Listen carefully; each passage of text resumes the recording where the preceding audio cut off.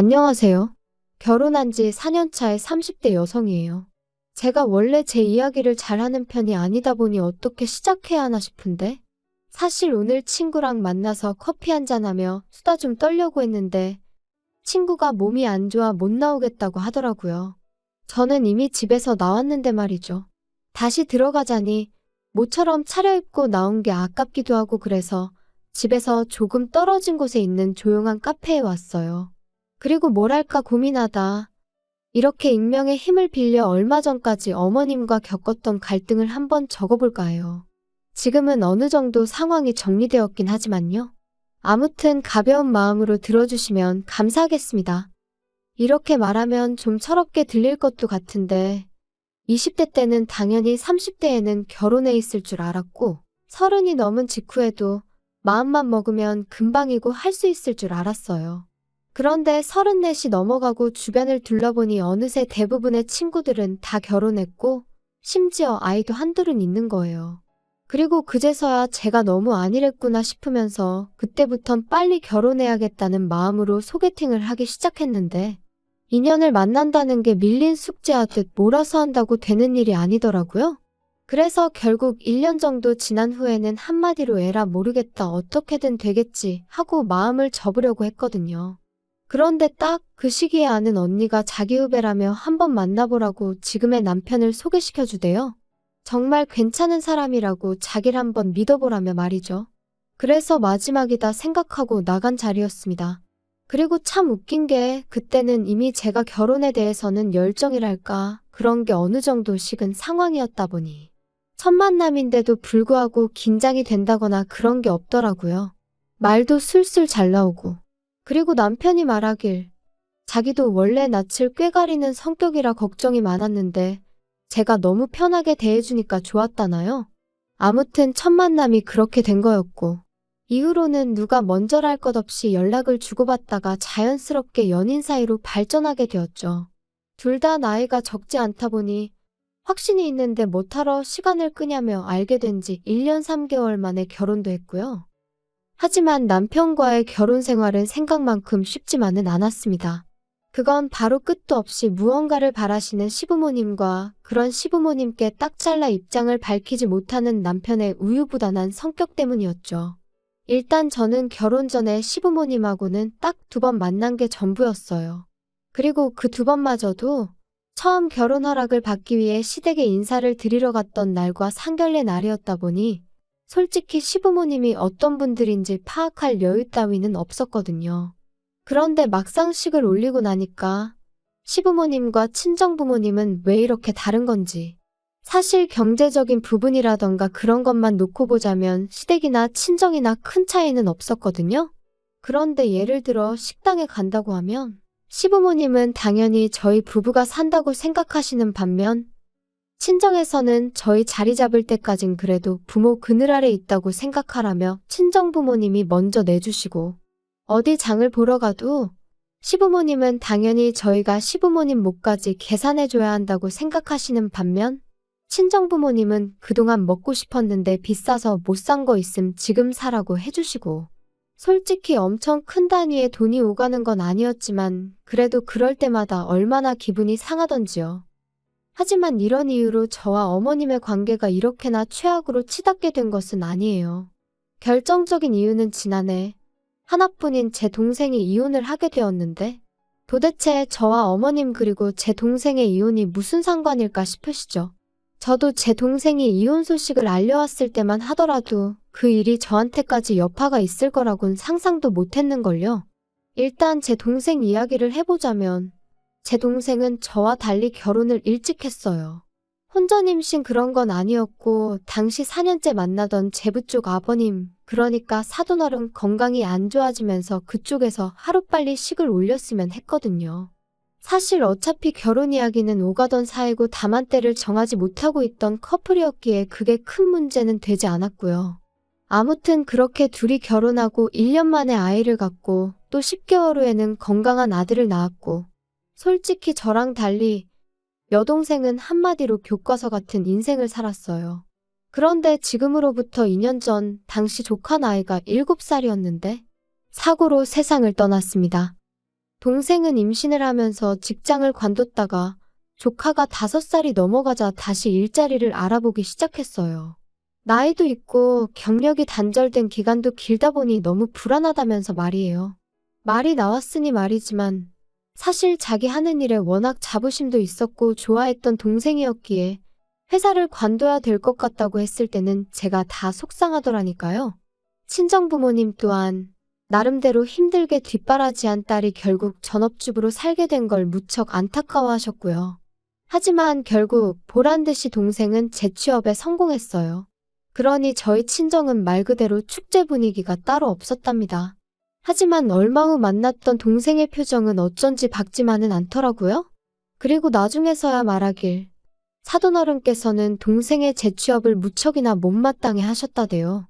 다시 직장에 들어가겠다 했을 때부터 결혼하고 아이를 낳고 했으면 이제 여자 김지영이 아니라 남자 박지훈의 아내이자 박준우의 엄마로만 살아야 한다면서 자꾸 내 인생이 어쩌고 그러면 안 된다고 그거 아주 못된 짓이라고 그러셨다나요? 상견례 때 배웠던 사돈어른의 이미지와는 너무나 상반되던 여동생의 말에 저도 저희 친정부모님도 크게 충격을 받았어요. 아무튼 그리고 이후로도 걸핏하면 그깟 몇 푼 벌어온다고 유세 떠느라 네 할 도리를 똑바로 못하면 가만 안 두겠다. 네 친정엄마한테 전화해서 너 데려가라 할 거다. 정말 별의별 소리를 다 하셨더라고요. 하지만 이후로 동생은 직장 생활도 육아도 그런대로 잘 병행해 나가는 눈치였어요. 그런데 2년 전 그날 동생 말로는 갑자기 회사에서 지방에 있는 공장에 다녀오라고 하더랍니다. 진행 중인 프로젝트에 차질이 생겼네 어쩌네 하면서 직접 현장에 가서 사진을 찍어오랬다나요. 그리고 동생은 그걸 싫다 좋다 할 위치가 아니었기에 어쩔 수 없이 제부한테 전화해 잊지 말고 아들을 유치원에서 픽업하라고 했다는데 제부가 그만 그걸 깜빡했던 거죠. 그리고 그 사이에 혼자 집에 오던 조카가 버스에 치여 며칠 동안 병원에 입원해 있다가 세상을 떠났어요. 이 일로 양쪽 집안에서는 당연히 난리가 났습니다. 아니, 난리 정도가 아니라 말 그대로 초상집이 되어버렸죠. 그런데 어이없게도 일어나 중에 제부 쪽에서 동생 탓을 하기 바쁘더라고요. 애시당초 엄마라는 여자가 밖으로만 돌아다니 이런 일이 생길 수밖에 없었다며 어찌나 비난을 해대던지. 하지만 저희 쪽에서 보기엔 동생의 부탁을 깜빡한 제부가 더 잘못한 거 아닌가 싶었거든요. 그리고 막말로 조카는 제 동생 혼자 낳았냐고요. 그렇지만 동생이 그래도 자기 남편한테는 뭐라고 하지 말라고 그 사람은 자기한테 미안해하고 죽을 만큼 괴로워한다면서 감싸는데 아무튼 그때를 생각하면 지금도 가슴이 찢어지게 아프고 우라가 치밀고 그래요. 그리고 결국 그렇게 시달리던 동생이 제부한테 이혼하자 했어요. 같이 있으면 애가 더 생각나고 결국 당신도 미워지고 서로가 더 불행해지는 것 같다면서 제부한테 제발 놓아달라고 그랬다대요. 그리고 이혼만큼은 절대 못한다던 제부도 결국엔 동의했던 거지요. 그런데 여기서 제부가 생각지도 못한 얘기를 꺼냈습니다. 자기 엄마 때문에 많이 힘들었겠다며 가족이 살던 아파트를 제 동생 명의로 바꿔줬거든요. 참고로 동생은 조카가 죽고 나서 청소기 필터에도 조카 머리카락이 있다며 못 비우고 있을 정도로 조카의 흔적이 조금이라도 남아있을 법한 물건부터 시작해 조카가 쓰던 방까지 정말로 애착이 컸어요. 그래서 이혼하자 했을 때도 집을 처분할 수도 없고 어쩌면 좋으냐고 무척이나 걱정했었죠. 조카가 쓰던 방은 도저히 정리할 자신이 없다면서 말이에요. 그리고 다행히 그 마음을 제부는 알아줬던 거죠. 그런데 이 이야기를 들으신 어머님께선 말 그대로 막말을 쏟아내셨습니다. 그래도 네 동생은 참 재수도 좋다면서 남들 같으면 애 죽인 애미라고 손가락질 받았을 거라나요? 그리고는 그 남자 부모는 아파트명에 바꿔준 거 아는 거냐? 모르니 가만히 있지 알면 그냥 둘 리가 없다. 우리 집 같으면 어림없다. 뭘 잘했다고 재산까지 낼름 받아먹냐. 그리고 제 입장에선 당연히 이런 소리를 듣고만 있을 수는 없더라고요. 그래서 어머님한테 저희 친정일 가지고 이러쿵저러쿵 하지 마시라고 저도 한번 신우 얘기 가지고 막 떠들어 볼 거냐 그랬어요.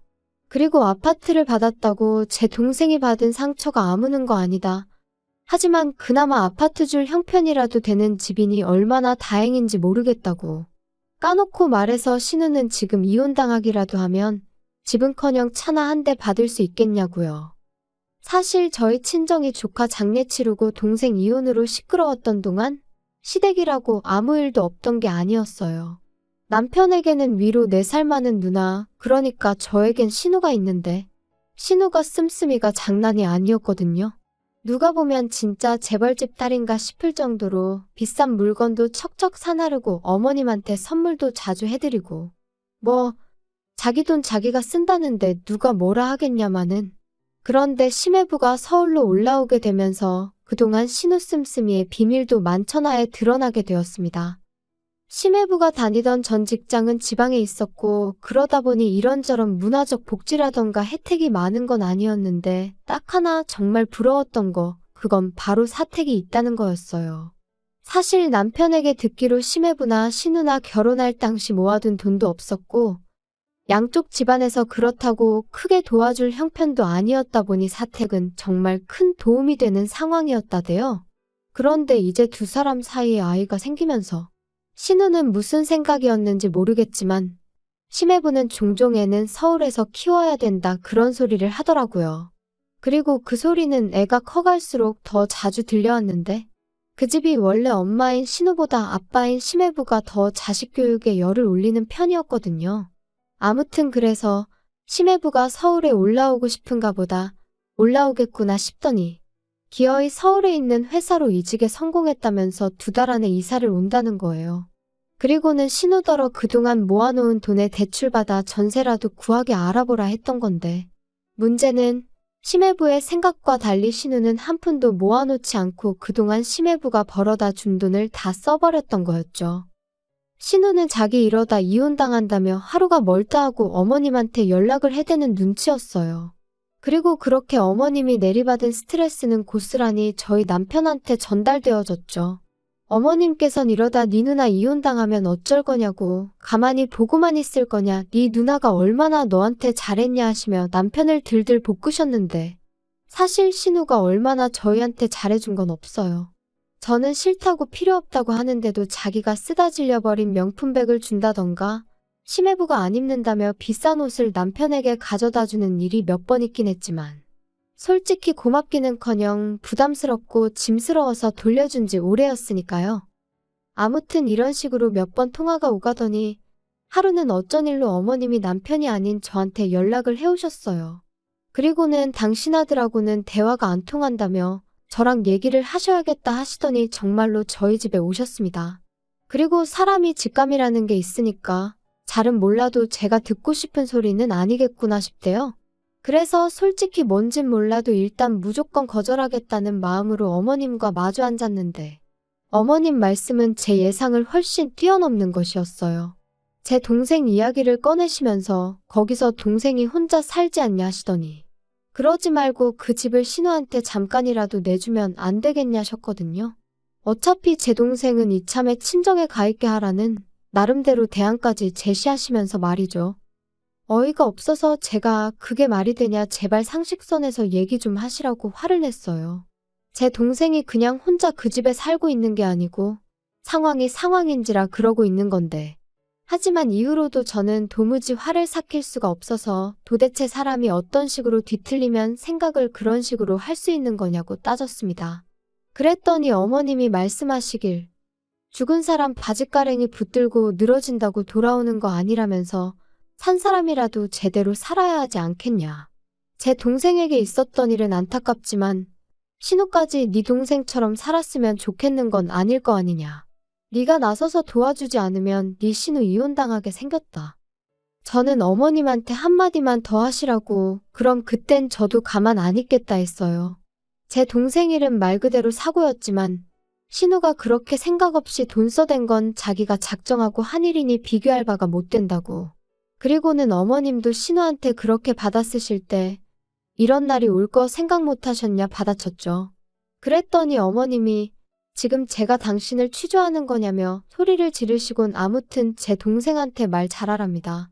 안 그러면 신우가 이혼당하기 전에 저부터 남편, 그러니까 어머님 아들하고 이혼하게 만들겠다면서 말이죠.